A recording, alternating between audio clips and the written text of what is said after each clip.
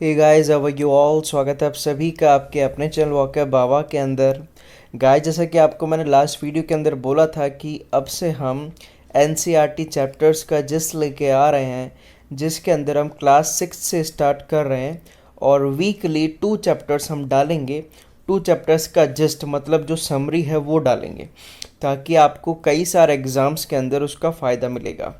ये basic information ही होती है जो आगे चलकर बहुत बड़ी इमारतें तैयार करती है। ये एक नींव होती है जो आगे के एग्ज़ाम्स का आधार बनती है। ओके फ्रेंड्स, तो प्लीज़ इसको तैयार करते चलिए, काफ़ी इंपॉर्टेंट है। ये मेरे खुद के नोट्स हैं, तो मैं उसमें से आपको कुछ पढ़ाने की कोशिश कर रहा हूँ। Please be with me and cooperate with me. Okay, चलिए देखो, फर्स्ट चैप्टर है हमारा ब्रह्मांड। ब्रह्मांड यानी कॉस्मॉस। ब्रह्मांड के अंदर क्या क्या चीज़ें हैं, किस किस तरह से चीज़ें स्टार्ट हुई, सारी चीज़ें आएंगी इसके अंदर। क्लास 6 का फर्स्ट चैप्टर है ये, सोशल स्टडी का। ओके, तो क्या चीज़ें हैं, सबसे पहले समझिए कि तारा क्या होता है।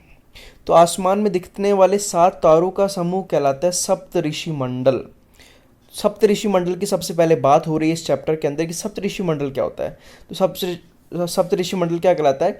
आसमान में 7 तारे दिखते हैं, कुछ इस प्रकार के दिखते हैं, है ना। इसको कहते हैं अपन सप्तऋषि मंडल। जैसे एक ये सॉस पैन होता है ना, उस तरीके से ये पूरा है, उसके बाद इस तरीके से दिखता है, ये होता है सप्तऋषि मंडल। इसके बीच होता है एक ध्रुव तारा, उसकी बात आगे करेंगे। ये जो 4 तारे हैं, इनका अलग अलग जगहों पर अलग अलग नाम है। जैसे फ्रांस में इसको कहते हैं सॉस पैन, सॉस पैन की तरह दिख रहा है, जैसे कढ़ाई होती है ना, पैन उसकी तरह दिख रहा है। ब्रिटेन में इसको कहते हैं हल। यूनान में कहते हैं इसको स्मॉल बियर। यूनान मतलब ग्रीक और उधर के देश। Small bear is a part of Ursa Major और ग्रेट बियर। ये जोग्राफिकल टर्म्स, हमको इसमें ज़्यादा जाना नहीं है। तो आसमान में दिखने वाले 7 समूह को क्या कहते हैं? सप्तऋषि मंडल कहते हैं। अलग अलग जगहों पर इनके नाम है, वो यहाँ पे मेंशन है। ओके, अगला देखते हैं। अगला देखते हैं कि खगोलीय पिंड क्या होते हैं। खगोल से मतलब है स्पेस। स्पेस के जो पिंड होते हैं, ज्योग्राफिकल बॉडीज होती है, वो क्या क्या होती है वो देखते हैं। देखिए, आसमान में फैले तारे, स्टार्स, उल्का, कॉमेट्स, ग्रह, प्लैनेट, सैटेलाइट, जो भी हैं, अर्थ, सन, मून, जिसमें सारे इंक्लूड हैं, ये सब क्या कहलाएंगे? खगोलीय पिंड कहलाएंगे। अभी बने किससे हैं? अधिकांश पिंड किससे बने होते हैं? गैस से बने होते हैं। और किससे बने होते हैं? कुछ कुछ ठोस से भी बने होते हैं, मतलब सॉलिड और गैसियस मटेरियल होता है इसके अंदर। जनरली जो भी जोग्राफिकल बॉडीज़ होंगी, जो भी एस्ट्रोनॉमिकल बॉडीज़ होंगी, वो किससे बनेगी? H2 plus He। जनरली क्या पाया जाएगा उसमें? हाइड्रोजन और हीलियम। ओके, अगला देखते हैं। अगला एक क्वेश्चन आता है इसके अंदर कि तारे हम दिन में क्यों नहीं दिखाई देते हैं। इसका जवाब ये है कि पृथ्वी के निकट होने के कारण सूरज की रोशनी अन्य तारों से ज़्यादा है। देखो, सूरज भी एक तारा है और जो बाकी तारे हैं वो भी तारे ही हैं, ठीक है। तो पृथ्वी के निकट होने के कारण सूरज की रोशनी अन्य तारों से ज़्यादा है। एक बात बताइए मुझे, एक अंधेरे कमरे में जाइए, एक आपके पास लेज़र बीम है जो वाइट रोशनी दे रही है, उसको एक दीवार पर डालिए, और एक हाथ में आपके टॉर्च है।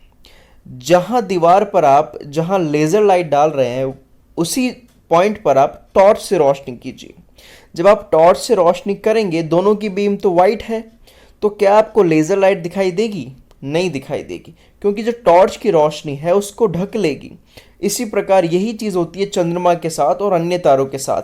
दिन के अंदर होता क्या है कि सूरज का प्रकाश इतना ज़्यादा होता है कि उनका जो प्रकाश है तारों और चंद्रमा का, वो प्रकाश दिखाई नहीं दे पाता। होते तो वो दिन में भी है, लेकिन दिखते नहीं है। ओके, अगला देखते हैं। अब बात आती है ब्रह्मांड क्या है, स्पेस, गैलेक्सी क्या है, सारी चीज़ें आगे आगे पढ़ेंगे। देखो, ब्रह्मांड क्या है। ब्रह्मांड समझने से पहले हमको समझना पड़ेगा स्पेस, अंतरिक्ष क्या है। तो अंतरिक्ष कुछ भी नहीं है, समस्त आकाशीय व खगोलीय पिंड अनंत आसमान में बिखरे हैं। मतलब ये जो पिंड है या फिर खगोलीय पिंड, तारे हैं, एक अनंत आसमान है, मतलब एक इन्फिनिटी स्काई है। इसी असीम आसमान को अंतरिक्ष कहा जाता है। इसी पूरे आसमान को क्या कहा जाता है? अंतरिक्ष कहा जाता है। ओके, अगला देखते हैं। फिर गैलेक्सी क्या है, तारों व उनके अवशेषों, होता क्या है। कई सारे तारे होते हैं, वो टूटते भी रहते हैं। या और सारे कुछ छोटे पिंड होते हैं, उनके अवशेष प्लस कुछ गैसियस मटेरियल, जब ये सारे मिल जाते हैं तो वहीं पर चक्कर लगाते रहते हैं, ये वहीं पर एक सन के ग्रेविटेशन के कारण वहीं पर स्थिर रहते हैं। तो इन सब के ग्रुप को कहा जाता है क्या? आकाश गंगा, मतलब गैलेक्सी। ठीक है, अगला देखते हैं। अगला है ब्रह्मांड। अब ऐसी कई सारी गैलेक्सियां जब मिल जाएगी, अनगिनत आकाश गंगाओं के समूह को क्या कहा जाएगा? ब्रह्मांड कहा जाएगा। तो ऐसी कई सारी गैलेक्सी जब मिल जाएगी उसको कहा जाएगा ब्रह्मांड। तो अंतरिक्ष समझे, आकाश गंगा समझा हमने, फिर हमने समझा ब्रह्मांड। ठीक है, एक और चीज़ आती है, नक्षत्र मंडल क्या होता है? देखो, तारों के छोटे छोटे समूह को क्या कहते हैं? नक्षत्र मंडल कहते हैं। देखो, सूरज भी एक प्रकार का तारा ही है, ओके, लेकिन क्या है कि पृथ्वी से थोड़ा ज़्यादा पास है, इस वजह से इसकी रोशनी ज़्यादा है और दूसरे तारों की रोशनी कम है, ये रीज़न है। तो नक्षत्र मंडल तारों के समूह का कहते हैं।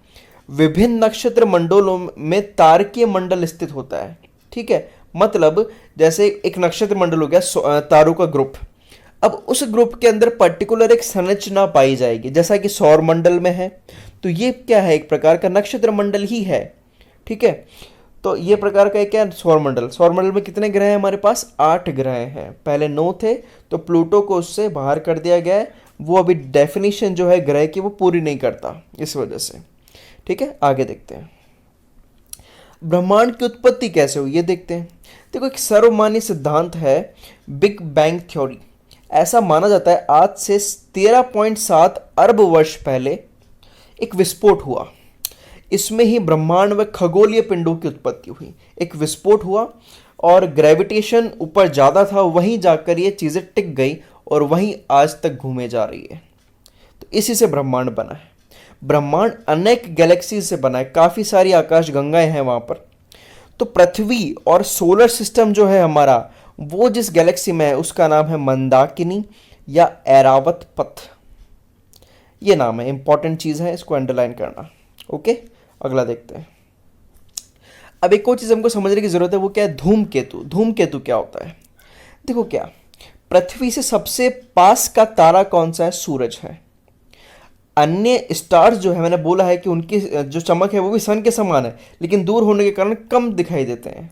ओके, इनकी रचना कैसे हुई है? इनकी रचना धूल, छोटी चट्टानें, गैस, बर्फ, इन सब से मिलकर इनकी रचना हुई है। देखो, है क्या? कॉमेट या धूमकेतु में होता क्या है? इसकी गति बहुत ज़्यादा होती है, बहुत फास्ट होता है ये। इस वजह से क्या होता है, जो इसका गैसियस पदार्थ है ना, इसके पीछे पीछे चलता रहता है पूंछ की तरह, इसीलिए इसको पुच्छल तारा भी कहते हैं। मतलब ऐसा तारा जिसकी रोशनी है और उसकी रोशनी के साथ साथ पीछे गैसेस भी चली आती है, इसलिए इसको पुच्छल तारा कहते हैं। ऐसे लग रहा होता है कि पूंछ जा रही है। ठीक है, इसका सिर जो होता है सन की तरफ होता है और पूंछ अपोजिट डायरेक्शन में होती है। ओके, इन्हें एक विशेष ड्यूरेशन के बाद देखा जा सकता है। ठीक है, ऐसा ही एक प्रकार का तारा है हैली। हैली एक फेमस स्टार है, पुच्छल तारा है, जो हर 76 ईयर्स के बाद देखा जाता है। लास्ट टाइम ये 1986 में देखा गया था और अगली बार ये देखा जाएगा 2062 के अंदर। ओके, तो ये सारी इंपॉर्टेंट इंफॉर्मेशन है जो क्लास 6 के फर्स्ट चैप्टर, सोशल साइंस के फर्स्ट चैप्टर हमारा ब्रह्मांड से जुटाई गई है, ली गई है। आई होप आपको ये लेक्चर, ये वीडियो आपको पसंद आई होगी। अगर ये वीडियो पसंद आई है तो प्लीज़ अपने फ्रेंड्स के साथ शेयर कीजिए और ऐसे ही अपना ज्ञानार्जन करते रहिए और अपने ज्ञान में वृद्धि करते रहिए। ये आपके एग्जाम्स में डेफिनेटली हेल्पफुल साबित होगा। ठीक है फ्रेंड्स, धन्यवाद।